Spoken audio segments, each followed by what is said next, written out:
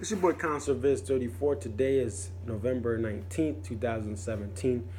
When I actually talk about a sporting event I went to here last night, I'm in Connecticut, diehard Yankees fan, but I love going to Fenway Park to see the Yankees win out there in Boston. Been to about 9 Yankees Red Sox games since 2011. So, of course, when I got the opportunity to get tickets from my girlfriend's parents to head out there because they didn't want to go out in the cold, I jumped on it there and went to go see Uconn, repping the blue because I always root for the blue at Fenway Park. I saw him play BC here for a special, what they call a gridiron series or whatever, gridiron classic, whatever, who cares. But the point is, I went to the game, just wanted to share some thoughts about how this could be improved for the future here. And I am a pretty big Uconn fan. Hockey I'm getting into now. I'm a diehard hockey fan. I've been watching hockey since about 96. So pretty much for the last 21 years, since I was 6. So I've been getting into Uconn hockey, Uconn basketball. Always been a big fan of them. Was fortunate enough to go see them at the Elite Eight against Michigan State. And Uconn football, I've been a fan. I watch it on TV more than I show up to the games. They are horrible, but I still support them here no matter what. So it was definitely a nice chance to get out to a Uconn football game at a unique location that I always have loved. I love Fenway Park. Love taking the T in, going to Sal's Pizza. Shout out to Sal's Pizza. They get you in and out, and they got really big slices, and then they have all the beers on tap, a couple others options for drinks there that are more affordable than when you get in. But I think there's two things that they can improve on if they want to continue this event, having football at Fenway Park. First off, they need to get better teams to come out. They had Notre Dame come out a couple years ago here, and they played at Fenway, and they actually realized the bullpen was too close to the field, and they actually this last offseason they fixed that bullpen, and there was more space now. But the point was Notre Dame came out there here a couple years ago and played a game. I think Notre Dame's overrated, but they are a better quality team than any of the teams out here the last 2 weeks for this Gridiron series. So you got to get better teams out here. Get Notre Dame, have them play a Big Ten team, have them play an ACC team here. Even if the ACC team is worse than Notre Dame, it'd still be better than BC and Uconn, which I saw here last night. It's still better than Brown and Dartmouth, a trash game. Still better than UMass and Maine, again, a trash game.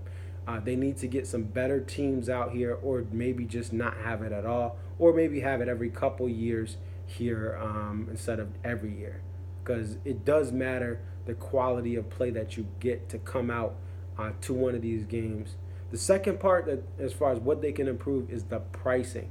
I don't know what the UMass main tickets are going for. Don't know about Dartmouth and Brown, but I do know that the ticket that I got from my girlfriend's parents, because they didn't want to go because of the rain, says $72. I was in grandstand 13 at the 30-yard line, row 1. Fortunate they got row 1 based on their season ticket package. They got a nice front of section seat, got a little extra leg room. But every seat in the grandstands there, in those blue seats, even row 13 where there were obstructions, even some of the other sections to the right and left of me where the poles were blocking views, unlike my view, those were $72. That is way too much for a Uconn Boston College matchup right now. I mean, these teams are not in this current era, contenders for anything, especially since Matt Ryan has graduated. Again, BC has not been a contender for anything. They're going to make a bowl, but that's it. So the prices have to be better. Same thing with the bleachers. The bleacher seats, they had to be at least $60, if not more. I remember seeing a map here online before. So the tickets were outrageous.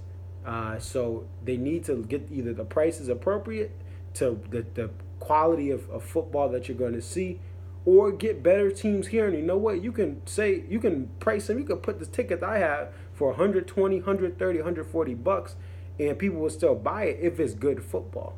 But if it's bad football, like we've had these 3 games, they weren't top-notch college football matchups.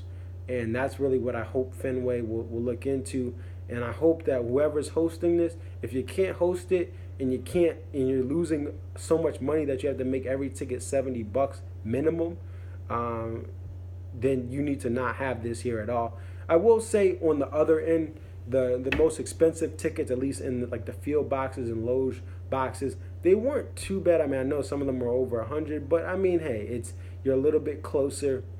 It is what it is. So I don't knock that, but the get-in should be $30-$40 for the back of the bleachers, back of the grandstands. You shouldn't be starting off at 70. If anyone went, let me know what you guys think. Like, comment, subscribe. Still a good night, even though Uconn did not play well after the first possession, first two possessions really. They did fairly well, but at the same time, it was a cool event, a unique opportunity, and I was given opportunity because of the weather to get free tickets.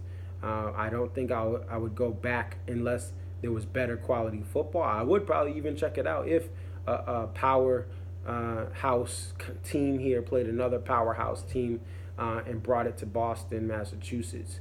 But again, thank you for watching. Again, it's your boy ConcertViz34, and I am out.